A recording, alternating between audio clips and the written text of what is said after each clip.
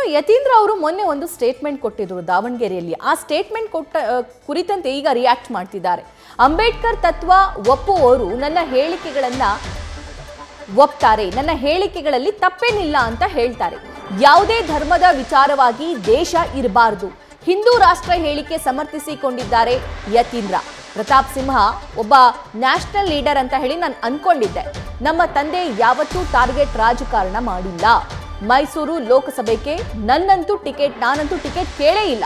ಪಕ್ಷ ನಾನೇ ಸ್ಪರ್ಧಿಸಬೇಕು ಅಂದ್ರೆ ಅದಕ್ಕೆ ನಾನು ಬದ್ಧನಾಗಿರ್ತೀನಿ. ಮೈಸೂರಲ್ಲಿ ಪ್ರತಿಕ್ರಿಯೆ ಕೊಟ್ಟಿದ್ದಾರೆ ಯತೀಂದ್ರ ಸಿದ್ದರಾಮಯ್ಯ.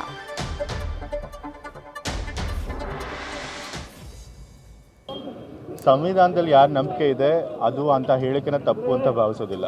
ಆ ಹೇಳಿಕೆ ನಾನು ಕೊಟ್ಟಿರೋದಿಲ್ಲ. ಅಂಬೇಡ್ಕರ್ ಅವ್ರನ್ನ ಓದಿದ್ರೆ ಗೊತ್ತಾಗಿರುತ್ತೆ. ಅದು ಅಂಬೇಡ್ಕರ್ ಅವ್ರು ಹೇಳಿರೋ ಹೇಳಿಕೆನೇ ನಾನು ಮತ್ತೆ ಪುನರುಚ್ಚಾರ ಮಾಡಿದ್ದೀನಿ ಅಷ್ಟೇ. ನಾನು ಸ್ವಂತವಾಗಿ ಏನೂ ಹೇಳಿಲ್ಲ. ಅಂಬೇಡ್ಕರ್ ಅವರೇ ಹೇಳಿದ್ದಾರೆ, Hindu raj becomes a reality, it is a calamity to the country ಅಂತ. ನಾನು ಅದನ್ನೇ ಹೇಳಿಕೆನ ಪುನರುಚ್ಚಾರ ಮಾಡಿದ್ದೀನಿ ಹೊತ್ತು ನಾನು ಸಪ್ರೇಟಾಗಿ ಏನು ಪ್ರತ್ಯೇಕವಾಗಿ ಹೇಳಿಕೆ ಕೊಟ್ಟಿಲ್ಲ. ಸಂವಿಧಾನದಲ್ಲಿ ನಂಬಿಕೆ ಇರೋರು ಸಂವಿಧಾನ ಪೀಠಿಕೆನಲ್ಲೇ ಇದೆ ನಮ್ಮ ದೇಶ ಜಾತ್ಯತೀತ ರಾಷ್ಟ್ರ ಅಂತ. ಸೊ ಹಾಗಾಗಿ ನಮ್ಮ ರಾಷ್ಟ್ರ ಸೆಕ್ಯುಲರ್ ಆಗಿ ಉಳ್ಕೋಬೇಕು ಅಂತ ಹೇಳಿದ್ದೀನಿ ಅಷ್ಟೇ. ಯಾಕಂದ್ರೆ ಹಿಂದೂ ರಾಷ್ಟ್ರವಾದ್ರೆ ಅದು ಈ ದೇಶಕ್ಕೆ ಅಪಾಯಕಾರಿ ಅನ್ನೋದು ಅಂಬೇಡ್ಕರ್ ಅವ್ರನ್ನ ಹೇಳಿದ್ದಾರೆ, ಅದನ್ನೇ ಹೇಳಿದ್ದೀನಿ ಅಷ್ಟೇ. ಈಗ ಅಂಬೇಡ್ಕರ್ ಅವ್ರ ಬಗ್ಗೆ ನಂಬಿಕೆ ಇದ್ರೆ ಅವ್ರ ಸ್ಟೇಟ್ಮೆಂಟ್ನ ನಂಬುತ್ತಾರೆ, ಇಲ್ಲ ಅಂತಂದ್ರೆ ಬಿಡ್ತಾರೆ. ಅದಕ್ಕೆ ನಾವೇನು ಮಾಡೋದಕ್ಕಾಗಲ್ಲ. ಈಗ ಬಿಜೆಪಿ ಅವರು ದೇಗುಲ ಹೆಸರು ಹೇಳ್ಕೊಂಡು ಧರ್ಮದ ಹೆಸರು ಹೇಳ್ಕೊಂಡು ರಾಜಕಾರಣ ಮಾಡ್ತಾ ಇದ್ದಾರೆ. ಅದನ್ನೇ ಹೇಳಿದ್ದು, ಯಾವ್ಯಾವ ದೇಶದಲ್ಲಿ ಧರ್ಮದ ಹೆಸರು ರಾಜಕಾರಣ ಮಾಡಿದ್ದಾರೆ ಆ ರಾಷ್ಟ್ರಗಳೆಲ್ಲ ಕೂಡ ವಿನಾಶ ಆಗಿದೆ. ಪಾಕಿಸ್ತಾನ ಇರ್ಬೋದು, ಆಫ್ಘಾನಿಸ್ತಾನ ಇರ್ಬೋದು. ಸೊ ಜನ ಯಾವತ್ತೂ ಕೂಡ ಸರ್ಕಾರ ಆರಿಸಬೇಕಾಗಿರೋದು ಜನರಿಗೆ ಕೆಲಸ ಮಾಡೋ ಆಧಾರದ ಮೇಲೆ.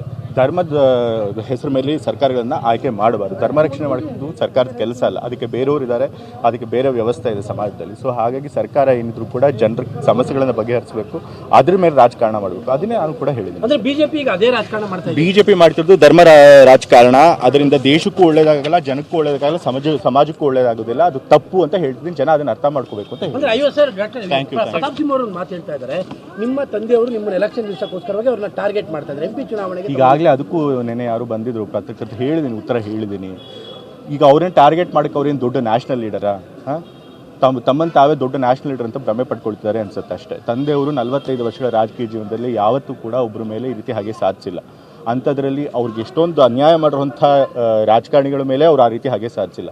ಅಂಥದ್ರಲ್ಲಿ ಈ ಪ್ರತಾಪ್ ಸಿಂಹ ಅವ್ರ ಮೇಲೆ ಯಾಕೆ ಆ ರೀತಿ ಮಾಡೋಕ್ಕೆ ಹೋಗ್ತಾರೆ?